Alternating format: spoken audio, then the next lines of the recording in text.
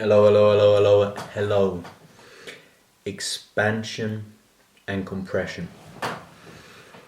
Things are always expanding or compressing. It's the only ways that we can be. Spoke last video a bit more in detail of what this model is. I want to talk about in this video, what I want to talk about in this video is how that is useful, how that can be applied to the average lifter's journey. Now, if you think everything is either expanding or compressing, you can look at that through the lens of injuries, in terms of if you have pain somewhere, say your shoulder, your chest, your elbow, or something like that, you can look at the surrounding tissues and think, are they too compressed or too expanded? Really what you should do is take a look at your axial skeleton between your hips and your head. This space in the center of your body, is that too compressed or expanded? If it's too close together, if everything's too compressed and tight, how will that influence another area of your body? It could lead to pain. So then you can then look to go and expand that part of the body, and vice versa.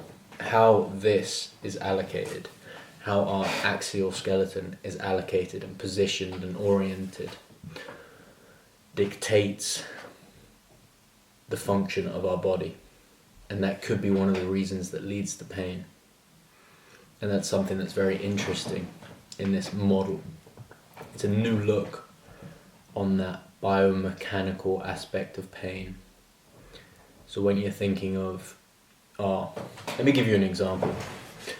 I've been bench pressing a lot, dumbbell bench press. I've made hella gains, over 20% in strength, over a certain rep range, up to the 42 kgs twice a week for a few months now.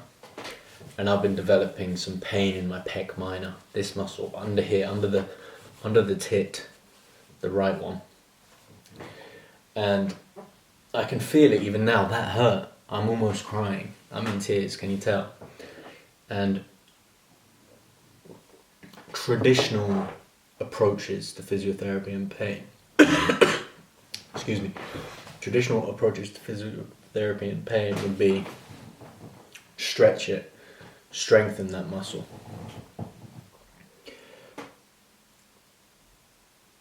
And that, to be honest, hasn't worked. I mean, not yet, but I haven't put too much effort in trying that. Excuse me. I actually had a slice of cake before I jumped on here. I'm feeling that. But the expansion compression model would tell me, when I think of it through that lens, this injury, this pain that I have in my pec minor, is that I'm squeezing my shoulder blades at the back when I'm bench pressing. I'm compressing my back. Everything's tight and I'm pushing through there. So what that tells me is I need to then expand my back to resume that more neutral position of my rib cage in the center of my body. And that will help alleviate the pain. So when I do certain movements to help expand the rib cage at the back and do some good breathing drills in there, that helps alleviate the pain almost instantaneously. I do think I've been doing, maybe there's something incorrect with my setup for the dumbbell bench press that's causing that compression in the first place, which is leading to this pain that I need to take a step back and review, because it does still come back. But it's interesting that when you look at this model through the lens of pain, compression and expansion, when you expand those compressed areas, it can relieve some of that pain. And you can think about that as well apply that to anything. Look at the opposing tissues.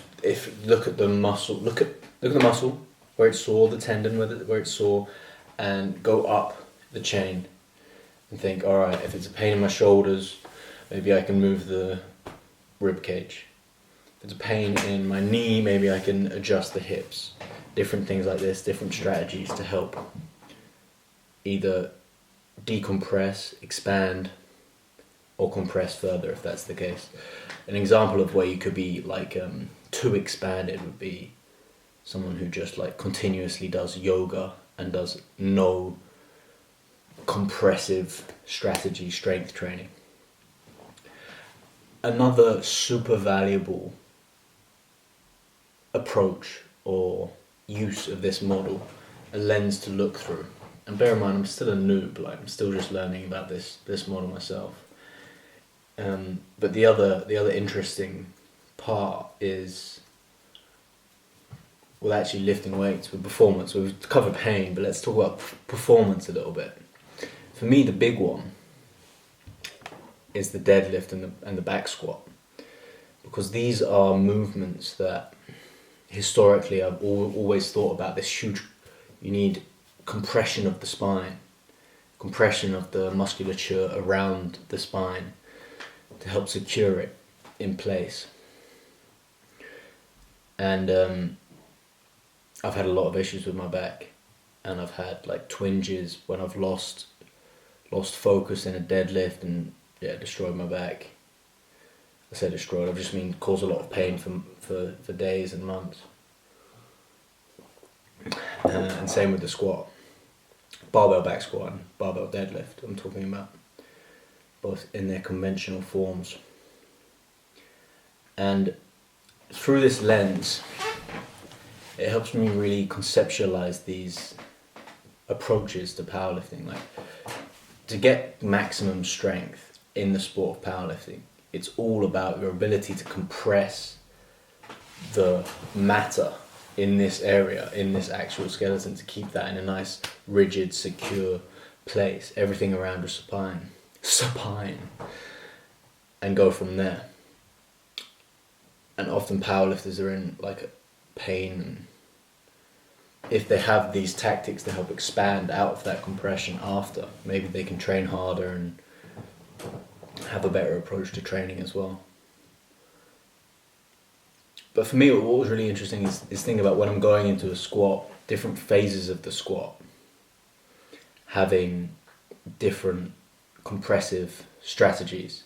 So now when I go into a squat, I breathe in as I start to descend, as that's a kind of expansive strategy. I'm expanding into my diaphragm, into this section. I'm bringing in air on that as I start the back squat, and then I'm compressing that air as I go in down, and then expand a bit further in the bottom, and then I come out of the squat.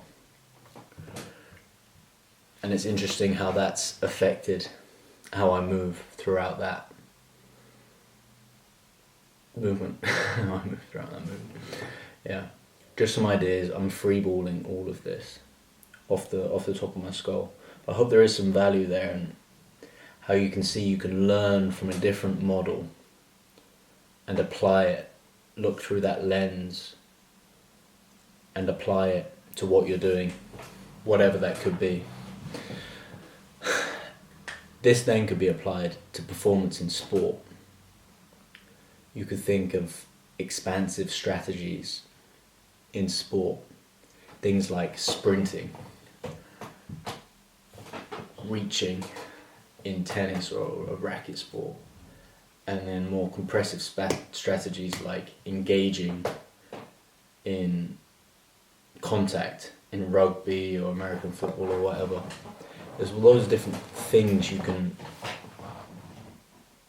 loads of different sport characteristics you can look at with this lens of compression and expansion.